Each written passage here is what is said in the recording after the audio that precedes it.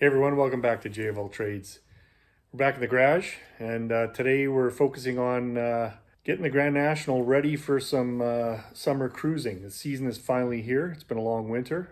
We're getting the car ready to go here. So first steps an oil change. Car hasn't been driven much in the past couple of years, maybe 600 kilometers if I'm lucky. But we're still going to go ahead and change the oil in the filter and start fresh this year. So as you can see, we got the car up on jack stands, ready to go. Let's drain the oil, take the filter off, swap that out, and yeah, get to it. This season we're using an Amsoil product, Z-Rod, high zinc or hot rod motor oil. In the past we've used Valvetrain VR1 racing oil. We've used Joe Gibbs driven racing oil as well. These are all very similar products. We've also used a conventional oil with a zinc additive. Of course, everyone's going to have their own favorites or a product that they swear by using, but I wanted to share with you guys what we're putting in the GN today. This is a 10W40, a little heavier, hopefully help with the oil pressure on the turbo V6. So just having a look at today's oil, the spec that you'll see commonly on the oil jug is SP SN Plus. That's today's spec. Now the Buick was sort of ahead of its time with the turbocharged V6 back in '87. And I don't know if you can see this, but this is oil recommendation, oil change recommendation. And you can see right there that the spec back in 1987 called for an SF quality oil, which of course we cannot get today. So this 3.8 V6 is what we call a flat tappet camshaft motor, hydraulic lifters, push rods, no roller valve train in this particular engine. These turbocharged V6s were notorious for having low oil pressure at hot idle. So we definitely make sure the oil is changed on a regular basis. Even though this car doesn't see many miles, it's at least going to get changed once a season. If it was a racing scenario, it'd definitely get changed more than that. You can't see it here, but the timing cover on the front of the motor, there's some modifications that can be done to the timing cover to open up the oil passages to help with flow. They have usually casting flash inside, and you can radius some of the turns in there to help the flow into the top of the motor. So fortunately for us older car owners, manufacturers like Amsoil, Valvoline, they've come up with these high zinc formulations, which kind of solves the issue for the old hot rod and the flat tappet cam, protecting the engine, protecting internals from wear, especially protecting the cam lobe, which is an oil lacking zinc is famous for wiping out cam lobes. So as far as the Amsoil product goes, it uses 1,300 parts per million of zinc in their Z-Rod oil, which is more than enough for what we're looking for. It's also formulated to better protect the internals, and it's going to clean as well. What I've been told is it's going to allow things to run cooler. We'll see how that goes. The one thing I noticed about on the back of the Amsoil bottle is that it mentions what the specification it's meeting. It mentions SL, SJ, and earlier, so that covers off our SF specification that we're looking for. In the past, I've ran Valvoline, the VR1 racing oil, the driven oil. I didn't notice any mention of that on the bottle, but these oils have been decent. But we're going to give the Amsoil a try. It's supposed to be a superior product, so let's we'll give it a shot. So I got a couple of filters here. You can see I've been using Wix filters on the car for a little while now. Real good results, happy with them. Also, if you notice, this is a Napa Gold filter. This one here is the stock size filter on the 3.8 V6. You can also fit an extended filter in there as well. I mean, these aren't large filters by any means, of course. Going to a remote filtering system on these cars would definitely help extend life, turbocharger life as well. But you know what? If we can get a little bigger filter media and still fit in the stock location, why not? So I'm going to use the Wix. This one is a, let's see here, 51036. I believe the stock size Wix part number is 51040. I'll throw the details in the description. Also, a link to the Amsoil website should you want to run some of this Z-Rod motor oil in your hot rod. One thing I can tell you about wicks, and I know the factory GM, the AC Delco filter as well, they have an drain back valve built into the filter. So you're shutting your motor off and you're not going to get oil draining back out of the filter back into the oil pan, which is a nice feature. Whatever it traps in the filter, it's going to stay trapped in there. So you get that with a higher end filter. I definitely would not cheap out on your oil filter. You know, the oil and filter can be a few bucks for one of these oil changes, but it pales in comparison to the cost of rebuilding one of these engines, and also wiping out a bearing cartridge on a turbocharger. So don't cheap out on your oil and your filter.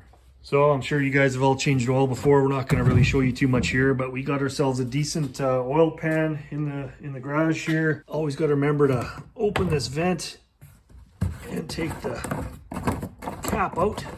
Now we'll jump under the car and get the oil change going here, and we'll catch back up with you when we're ready to fire it up.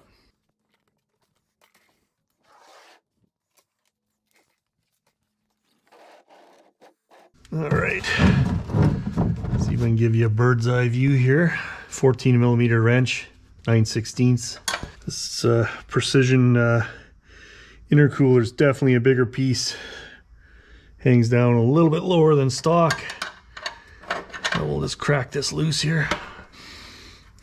Now this should never be cranked real tight. So I will say that having the epoxy coating on the garage floor has made a big difference in doing stuff like this. He's put cardboard everywhere, but now if anything gets spilt, I'm just gonna wipe it up. We're good to go. So unthread it till you can feel it ready to let go, and let it go.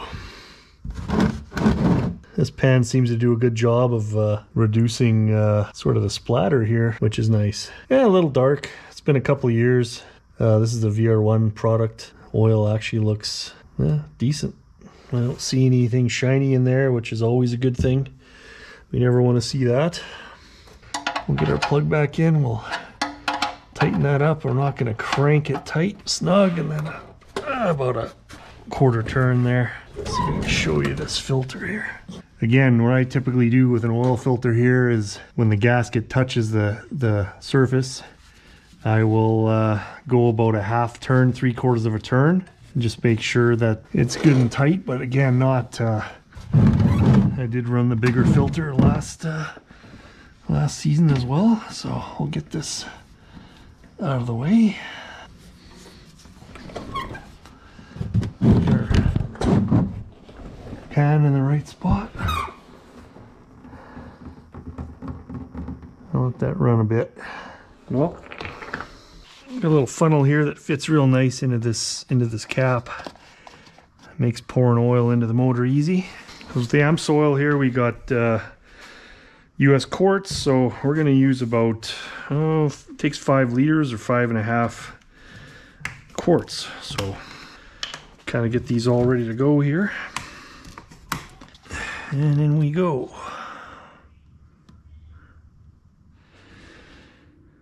And we got number 5 going in here, and then we'll give it a quick check. Sometimes I'll pour a little bit into the filter. What we're going to do with this one is spin the motor over with the fuel pump off, just to prime things a little bit. Let's see where we're at. Now we're pretty close to full, and when that filter fills up, it's definitely going to take some in. So I'll put our cap / breather back on for now. Okay, with our fuel pump turned off here, we'll crank her over a little bit.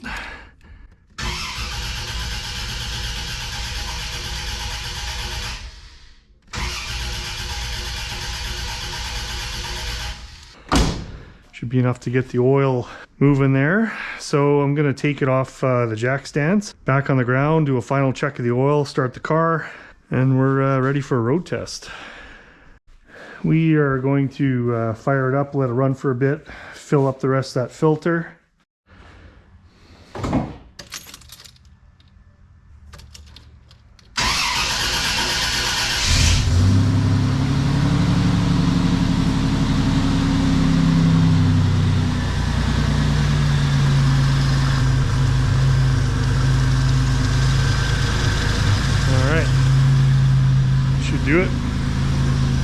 Nice and quiet. So the car needs about a ½ liter to top it off to the full mark. So we'll add that in here. That should do. Give ourselves a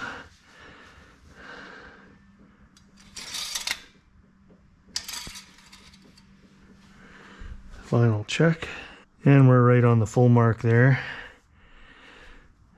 Got a little bit left over, about a third of a liter left, third of a quart. So there we go. Car doesn't use any in between oil changes, so we're good there. See if I can get you a shot at oil pressure here. Yeah, about 65, 70 psi cold. And we'll let this run, warm up a little bit, take it for a spin, see what we got at hot idle. All right, guys, we're in for a spin here. In drive, hot idle, temperature's about, I want to say 170, 169. Oil pressured hot idle right around probably 21, 22 psi. I'd like it to be better. We're going to do some modifications to the timing cover to help that, but for now that's pretty good. That's better than I was getting with the VR1. Anyhow, pretty decent for this motor. Well, guys, that's about it for this one. Hope that helps somebody out there. I don't know if everyone's aware of the lack of zinc in today's oil, and that there's products out there that can help keep these flat tappet cam motors alive. So hopefully that helps somebody out there. Even if it helps one or two, that's excellent. So again, thanks for tuning in. Thanks for watching. Hit that like button and don't forget to subscribe for more JVL Trades videos to come. See you in the next one.